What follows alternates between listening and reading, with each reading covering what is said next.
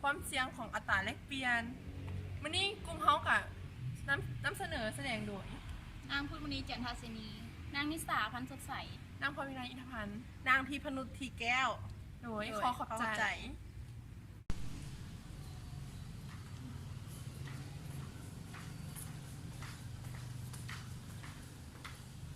นี่โอ้ยไม่หยังกูโหห้าวแถวว่าเราบุหักโทรศัพท์มันเล่นเกมมันกระเทินมันออกบ่ได้ตายอันเกมฟรีไฟคือเคยลิ้นไปรียุกระไดมึงกระโพดหายกูโหห้าน่ะเอามือใหม่ไส้อย่างไส้หนึ่งมันมือใหม่กันกูออกมันกระต่ายรถนี่นะมึงถือไล่เหรอเฮ็ดหยังเป็นมีเบี้ยหยังอันนั้นเขาโทรห้ากูเราไปจ่ายค่าท่องเที่ยวกันนี่แล้วเรากูมึงมีเงินบาทเดี๋ยวนี้น่ะเราสิเปลี่ยน3,000 บาทก็ไปเปลี่ยนละไหมอยากเปลี่ยนแต่กูหัวบอลเปลี่ยนอยู่ไส้อยู่แถวทุ่งเหียนเหล่านี้นะฮันแลกเปลี่ยนอยู่วันดาอยู่นอกนี่นะมึงพากูไปกูดิดูกระทางมาตัวบอกตายทางมาแล้วกูสิหูบทนี่นะมึงก็หูว่ากูกาบทออกไปไส้อยู่นอกนี่นะไปน้ำกูดิดูนี่สิเขาเฮียนแล้วเฝ้าไปอย่างตอนนี้โอ้ยสมอซ่องคุณน่ะเขาเหียนน่ะกูหันสิไปจ่ายค่าท่องเที่ยวแต่เขานำค่าท่องเที่ยวอยู่นี่น่ะเป็นสิปลายไส้แล้วกูบอกว่าเบอร์แรงกับบุญยอมันบอกว่าต้องมาจ่ายบริษัทกูเราบอกเขาจ่ายจากน้อยนี่น่ะไปดำดิดูเฮ็ดจังใดห้องเฮียนก็ใกล้สิเข้าห้องแล้วนี่นะโบอีทุ่มสมองมึงคุณน่ะนี่มึงเบิ่งดูเดี๋ยวอย่าเฝ้าบุญโอ้ยไปดูเด้อกูโมโหบอลสินะฮะนะไปไม่ใช่ไปลงไปก่อนเลยเดี๋ยวกูไปเดี๋ยวนึงน่ะเดี๋ยวแบบจะกระโดดแล้ววันนี้ทำไงไปพอแล้วว่าคุณน่ะคุณน่ะเอาคุณพรมมาหนึ่งก่อนไม่นั่งหรอกห้องมือแดงวะไปอยู่ฟังหรือว่าใบมันฮ้อนกูหัวมันฮ้อนกูก็ฮ้อนกับกูก็ขน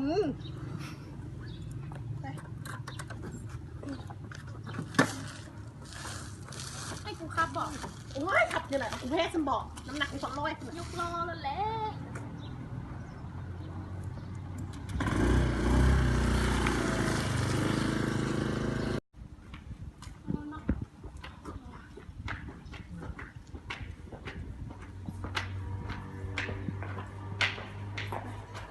ของอะไรยังเย็นรูดฮะ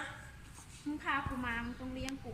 โอ้ยเรียนจะได้นี่นะเดือนนี้เนี่ยแม่กูเอาโอนเงินให้กูบอกว่า800,000สัมนี่นะจ่ายค่าห้องแท้กูหมดเลยนี่นะค่าปลาถูมือเสาร์นี่อย่างบริจ่ายเข้าสัมมึงรักกูมาซิมต้องเลี้ยงกูสบายดีโดยสบายดีซอยนั่งเลยเจ้าโดยไม่ยังซอยบออันเงินเล็กกันบ้านมือนี้เขาได้ก่อนในเงินบาทบอก33เจ้าน้องอย่างแรกโดยไม่แล้วน้องอย่างแรกเงินบาทเจ้า3นี่มันอันเอากิฟต์เล็กบ้านหรออันเฮาฮันซีเป็น4,000 บาทซื้อมาดับเหรอเดี๋ยวได้ไรก็เห็นเด้อเงินที่เขาก็ดีเหลือโดย4,000 บาทมันถูกอยู่1,212,000ขีดเท้าเงินบาทครบพอดีครบโดยไม่ใช่เงินเด้อโดยผ่านเป็น1เด้อเจ้าโดย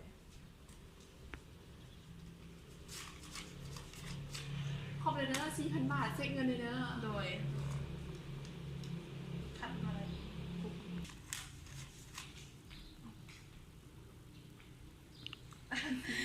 โดยครบเราโดยเขาเราเข้าใจเด้อโดยโซ่ดีเด้ออีห่านี่นะกูมูเด้อมึงเห็นอย่างนั้นนะมึงอยากกินย่างมึงเนี่ยกูอารมณ์ดีแท้ว่ะอีห่าป้าเราเริ่มพันบ้ากูเลยบอกสินี่ยังก็เลือหลายแท้ไปบุฟเฟ่ไอรินบัตซีนาไปบุฟเฟ่ไอรินโอ้ยมันแน่นอนอยู่แล้วไปเลี้ยงหูแท้มือเนี่ยขึ้นรถไปไอรินแล้วบุฟเฟ่ไอรินดีเดมันจะบดีฮ้อนก็ฮ้อนเมาบอกขับหลับโบตื่นเหมือนเรื่องไหนไปขึ้นงักขึ้นสายอีกห้านี่มึงก็ไปอ้อมหามึงนักเงินเจอแล้วมึงอ้อมหาข้างมึงตื่นเลย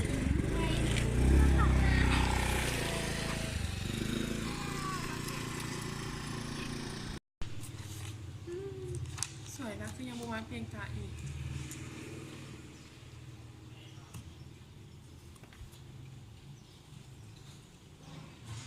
ฮัลโหล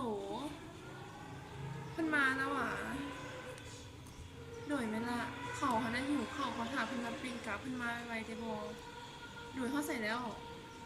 โดยมันเลยมีแต่เซ็กบัญชีเพราะว่าอันนี้เขามาถามเพิ่นลงมาเซ็กบัญชีอยู่ไวๆเด้ออ๋อโดยโอเคโดย ยังไงเพิ่นมื้อนี้ อุ้ยมือนะลูกค้าหลายๆวันนี้นะ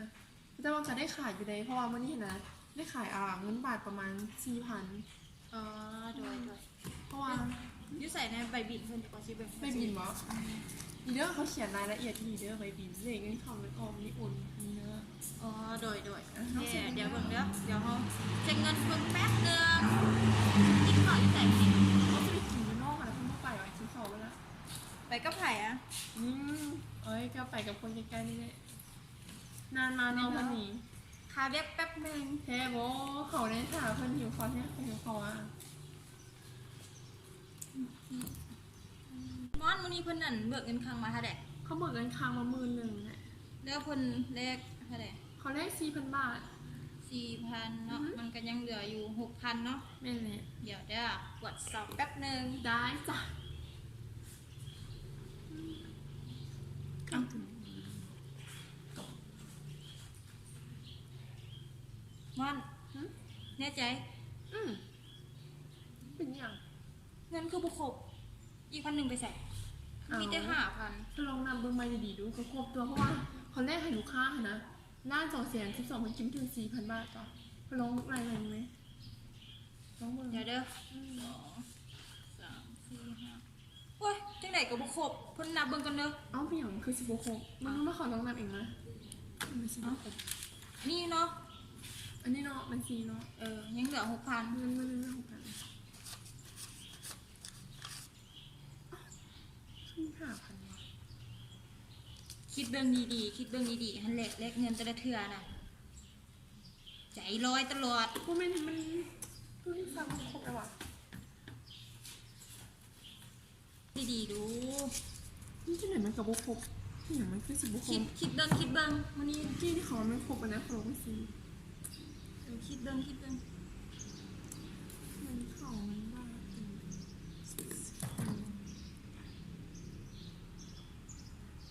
นี่ก็ถืออะไร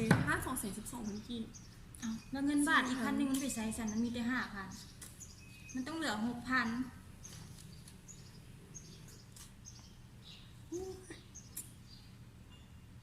อ๋อเพิ่นเขาว่าแล้วอันนั้นนางผูนี่นะขอแรกอะนะขอบคุณว่าขอนับเงินให้แล้วนี่นะ5,000เลยแล้วมาแรกไป4,000เฮียนเป็นผูนั้นอยู่แบบเล็กน้อย2คนนะเฮียเขาจะเข้ามาแลกเงินบางหนึ่งเลยคนที่ว่าอัน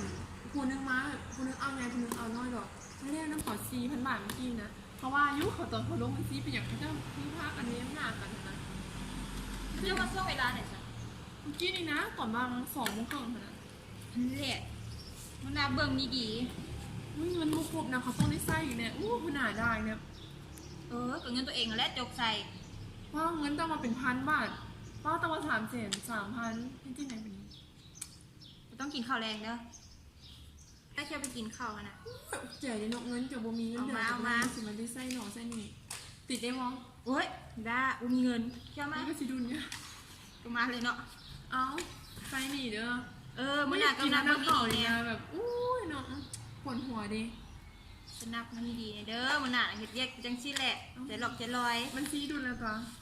ดุนแล้วโอเค ขอบคุณ เดี๋ยวขอซีเซ็นก่อน โดยเข้าใจเด้อ จ้าขอบคุณกัน